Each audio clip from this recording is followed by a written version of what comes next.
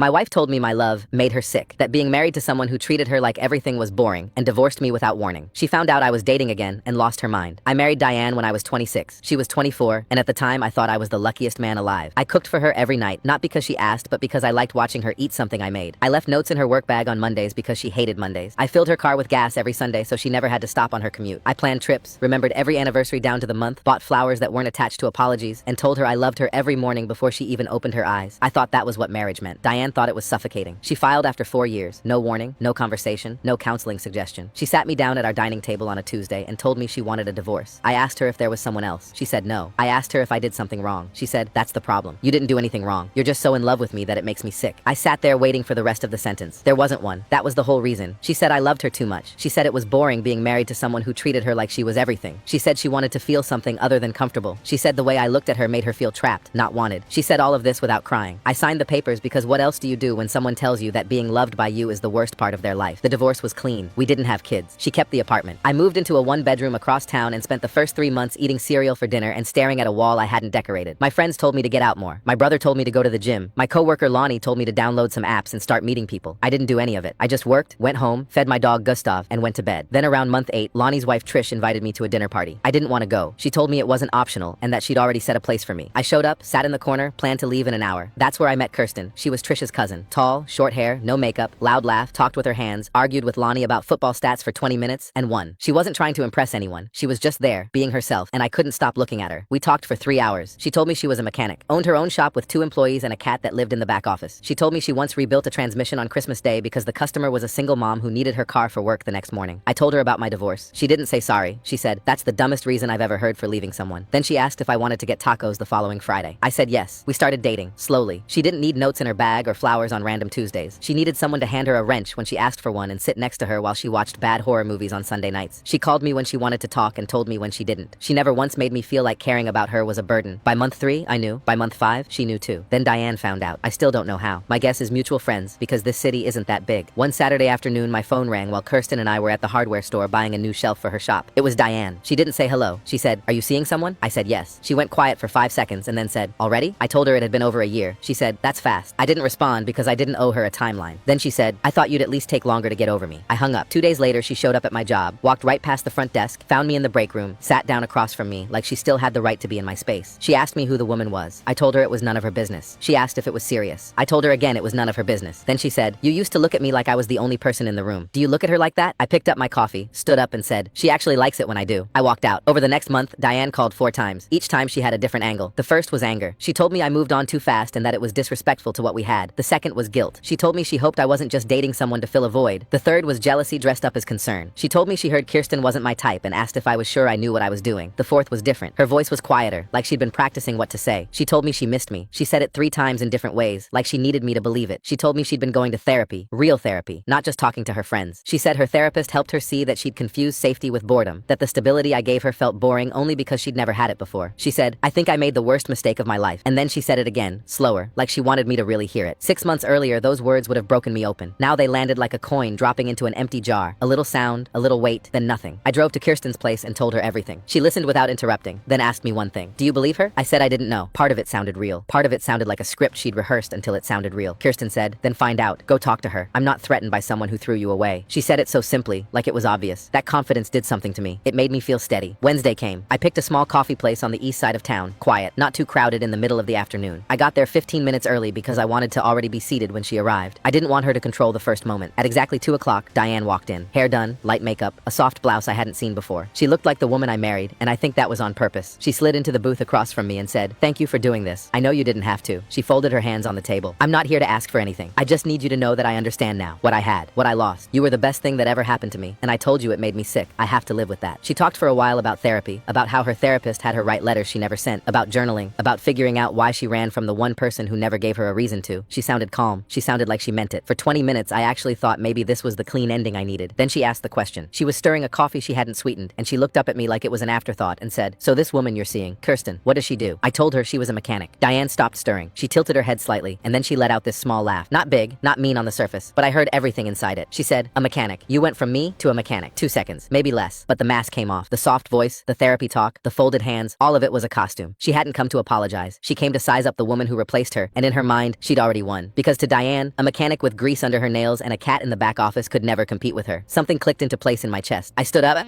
I pulled a bill out of my wallet and put it on the table. She looked surprised. I said, "She rebuilds things for a living. You just break them." I turned and walked out and didn't look back. My hands were shaking when I got to the car. Not from anger, from how close I came to falling for it again. I called Aiden. He picked up on the first ring. I said, "You were right. I shouldn't have gone." He said, "Now stop answering when she calls." 2 days later, Kirsten called me at work. Her voice was careful, the way she sounds when she's thinking about every word before she lets it out. She said, "A woman came in this morning, drove in with a car that had nothing wrong with it. I could tell the second I popped the hood, but she said she wanted me to take a look anyway. She hung around asking how long I'd been in business, where I was from, whether I was seeing anyone. Then she told me her name was Diane." My chest got tight. Kirsten told me the whole thing. Diane leaned against the counter and said, "I just want you to know who he really is. He's the kind of man who loves so hard it becomes about him, not you. It feels amazing at first, but then you realize you're just a project." Kirsten said she let her finish. Then she looked Diane right in the eye and said, "He hands me a wrench when I ask for one and sits with me on Sunday nights. That's not a project, that's a partner. And if that was too boring for you, then I guess I should thank you for leaving." Diane went quiet, like she had a whole speech prepared, and Kirsten just pulled the power cord out of it. Then she said, "You'll see." 2 words. Quiet. Almost like a promise. Then she picked up her purse and walked out. I sat in the break room after we hung up, and I felt sick. Not because of what Diane said to Kirsten. I felt sick because I was the one who gave her the map. She asked me at the coffee shop what Kirsten did. I told her. She's a mechanic. That's all Diane needed. 5 minutes online did the rest. I called Aiden. He said, "She's not going to stop because you ask her to. She's going to stop when she has no moves left. Block her number tonight. Not tomorrow. Tonight. Then call Lonnie and Trish and tell them clearly, no information about your life gets back to Diane. None. And if she shows up anywhere, you don't talk to her. You just leave." I told him I already walked out of the coffee shop. He said, "Yeah, after you sat there for 20 minutes and gave her intel. Walking out after the damage is done isn't the same as not walking in." That stung because he was right. Every time I dealt with Diane since the divorce, I'd given her something. That night, I sat on my couch with Gustav at my feet and blocked her number. Deleted the contact entirely. Then I texted Lonnie. Kept it simple. I told him Diane had gone to Kirsten's shop and tried to mess with her head, and that nothing about my life gets anywhere near Diane from here on out. Lonnie texted back 1 word. Done. Then I texted Trish the same thing. Her response took longer. When it came through, she said she'd mentioned Kirsten casually at a get-together a month earlier, just to a friend of a friend, and hadn't thought anything of it. I read it twice. I wasn't mad. Trish didn't know what Diane was capable of because honestly, neither did I until recently. I texted back, "Now you know." I put my phone down and scratched Gustav behind the ears and tried to feel like I'd done enough. But sitting there in my quiet apartment, I couldn't shake the feeling that none of it would matter, because Diane doesn't respect walls. She sees a boundary and starts looking for the door, the window, the crack in the foundation. She's not the type to give up just because I stopped answering. She's the type to find another way in. For 2 weeks, nothing happened. The quietest stretch I'd had since Diane found out about Kirsten. We hung shelves at the shop on a Saturday, cooked chicken and rice on weeknights, watched terrible horror movies that made Kirsten laugh at all the wrong parts. It felt normal, but I should have known better. Diane was never the type to accept silence. She just used quiet periods to plan her next move. And this time, she went after Trish. Trish called me on a Thursday night. Her voice was tight. She said, "Can you come over? Lonnie's here too." That's when I knew it was bad. I drove across town and found them at the dining table. Trish was holding a mug she wasn't drinking from. Lonnie had his arms crossed like a guy who'd already said what he had to say and was waiting for someone else to deal with the rest. Trish slid her phone across the table. A text thread. Long one. Diane had been messaging her for over a week. The messages weren't angry or unhinged. They were worse than that. They were smart. The first ones were soft. She said she'd been thinking about me a lot and needed to talk to someone who knew me. She said she wasn't trying to cause problems. She said she just worried about me. She said, "I know I hurt him, and I think he jumped into something too fast." She said, "Kirsten seems nice, but doesn't really know him." And then the line that made my skin crawl. "You and I both know he needs someone who understands how sensitive he is." That's the thing about Diane. She doesn't lie. She takes something true and bends it until it points where she wants. She never said anything mean about Kirsten directly. She just kept saying things like, "I hope she really gets him," and "I'd hate for him to get hurt again." And underneath all of it, the idea that Kirsten was somehow pulling me away from the people who actually knew me, which was garbage. Kirsten never once told me not to see my friends. She came to dinner parties and laughed at Lonnie's bad jokes and helped Trish clean up. But Diane knew how to plant a seed. Trish said, "She asked me things. Whether you two fight, whether Kirsten has a temper, whether she's ever said anything bad about you." I said no to all of it, but even answering felt like I gave her something. Like she was collecting little pieces and I was handing them over without realizing what she was building. Lonnie leaned forward. "She knows she can get to the people around you. She's not coming at you head on anymore. She's going around." Then Trish looked at me and said the thing I needed to hear. "She's not going to stop until she hears it in a way she can't twist. You're too polite. Even when you walked out of that coffee shop, you left money on the table. You always leave room." That landed because she was right. Every single time I dealt with Diane since the divorce, I'd been measured, calm, controlled. The version of me she married. The version she knew how to work around because she'd spent 4 years learning where all my soft spots were. I drove home that night knowing the next time Diane gave me the chance, I wasn't going to leave room. Saturday morning, I was at Kirsten's shop helping her reorganize shelving when she walked over with her phone. A 1-star review, posted that morning. Account with no picture, no history, no other reviews. The review said the shop overcharged for basic work and that the owner was rude and unprofessional. No specifics, just vague nastiness designed to make someone scrolling past think twice. Kirsten leaned against the counter with her arms crossed. She didn't look scared. She looked like a woman doing math in her head. She said, "I can't prove that's her, but if she does this again, it could actually hurt my business. One fake review, people scroll past, 2 or 3, that's my livelihood." Something shifted in me. Up until now, Diane's games had been aimed at me or people close to me. This was different. This was going after something Kirsten had built from nothing. I told Kirsten I'd handle it. handle it. She looked at me a long second. Then she said, handle it for real this time, not halfway. No anger in it, just a line being drawn. The following weekend was Lonnie and Trish's anniversary dinner. 15 people at a restaurant on the east side, mutual friends on the guest list, people who still talk to Diane. I thought about skipping. Kirsten was sitting on her counter eating an apple. She looked at me the way she looks at a problem under a hood. We're not hiding from her. We go. We live our lives. And if she shows up, we deal with it. Monday morning at work, an older guy named Dawson stopped at my desk. He'd been a quiet guide for me for a couple of years, someone whose opinion I trusted because he never gave it unless he meant it. He said, you look like you haven't slept. I told him I hadn't. He nodded like he already knew. He said, I've seen this before. People like your ex don't want you back. They want to make sure no one else can have you. It's not about love, it's about ownership. You don't beat that with defense. You've been blocking and dodging and cutting off, and all that does is tell her the game is still on. You beat it by making her face herself. Saturday came. I picked Kirsten up at her place. She came out in a dark green dress I'd never seen, and when she got in the car, she smelled like something warm and sweet, and she looked at me and said, don't crash the car staring at me like that. I laughed. A real one. The restaurant had dim lighting and cloth napkins and candles on the tables. Lonnie and Trish had reserved the back section. For the first hour, it was good. The food came out in waves. Someone told a story about Lonnie getting lost on a camping trip and Trish having to find him with a flashlight and a bag of trail mix, and the whole table was cracking up. Kirsten had her hand on my knee under the table, just resting there like it belonged. For a minute, I forgot about everything. Then the front door opened. I didn't see it. I felt it. The way you feel a temperature change before you realize someone left a window open. I looked up, and there she was. Diane. Black dress, hair down, holding a small gift bag with tissue paper sticking out the top. She scanned the room, found Trish, and smiled like she'd been invited. Trish froze with her fork halfway to her mouth. Lonnie set his glass down slow. Diane walked straight to Trish and pulled her into a hug before Trish could react. Happy anniversary. I hope you don't mind me stopping by. I just wanted to drop this off. She set the gift bag on the table. Then her eyes found me. Held a second. Slid to Kirsten. Held longer. Then she moved to the far end of the table, sat with mutual friends, and started laughing a little too loud, touching someone's arm while she talked, performing ease the way only Diane could. I looked at Kirsten. She hadn't moved. She hadn't tensed. She was watching Diane the way I'd seen her watch a car that someone brought in swearing nothing was wrong with it. That calm, focused look. The look of someone listening for the thing that doesn't sound right. 20 minutes passed. Lonnie made a toast that made Trish tear up. Everyone clinked glasses. For a few minutes, it almost felt normal again. Then Diane stood up, picked up her drink, walked over, pulled up a chair, and sat herself right across from Kirsten. She looked at her with a smile that was all teeth and no warmth. I don't think we've been properly introduced. I'm Diane. I'm sure he's told you about me. Kirsten didn't flinch. She just looked at Diane and said, you came to my shop, remember? We've met. Diane's smile cracked. Half a second. Then she recovered and turned to me, voice a notch louder than it needed to be, loud enough that the nearest tables could hear. Can we talk for a second? Just us? I promise it'll be quick. I thought about every conversation I'd had since this started. Kirsten saying handle it for real. Aiden saying she won't stop until she has no moves left. Trish saying I was too polite. Dawson saying stop playing defense. I didn't stand up. I didn't lower my voice. I said, no, whatever you have to say, you can say it here. Diane blinked. She leaned in slightly. I don't want to make a scene. I almost laughed. You showed up uninvited to my friend's anniversary dinner after going to my girlfriend's workplace, texting my friend's wife behind my back, and leaving a fake review on her business. You already made a scene. You've been making one for months. The room went quiet in a wave, one table at a time, until the only sound was the music from the restaurant speakers and someone setting down a fork. Diane's face changed. The warmth dropped off it like paint peeling. The soft, friendly mask was gone, and underneath was something colder, something I recognized from that Tuesday at the dining table. She straightened in her chair. I was trying to protect you. Her voice had an edge now, the performance finally cracking. I said, from what? From someone who actually likes being loved by me? That landed. Her mouth opened and closed. Her eyes got wet, but not the sad kind. The kind that comes from realizing every person in the room is looking at you, and not one of them is on your side. Then she said it, barely above a whisper. You were supposed to wait for me. There it was. The thing she'd been hiding behind every phone call, every visit, every text to Trish, every fake review, every mask. She didn't want me back. She never did. She wanted me available. She wanted to know that the man who loved her too much was still in that one-bedroom apartment with an undecorated wall and cereal for dinner. Still hurting, still hoping, still proving her love was worth waiting a lifetime for. She didn't want to be with me. She wanted to be the reason I couldn't be with anyone else. I stood up. My chair scraped the floor, and the sound cut through the quiet like a knife. I waited 4 years inside our marriage, Diane. I waited for you to love me back the way I loved you. You told me that love made you sick, so I stopped waiting, and I found someone who doesn't need me to wait because she's already here. I sat back down. Kirsten reached under the table and took my hand. Diane stood there for what felt like a full minute. Nobody said a word. Then she reached for the gift bag she'd set on the table like a prop, picked it up, turned, and walked out. The door closed. Trish exhaled. Lonnie raised his glass an inch. Kirsten squeezed my hand. The seat across from me stayed empty.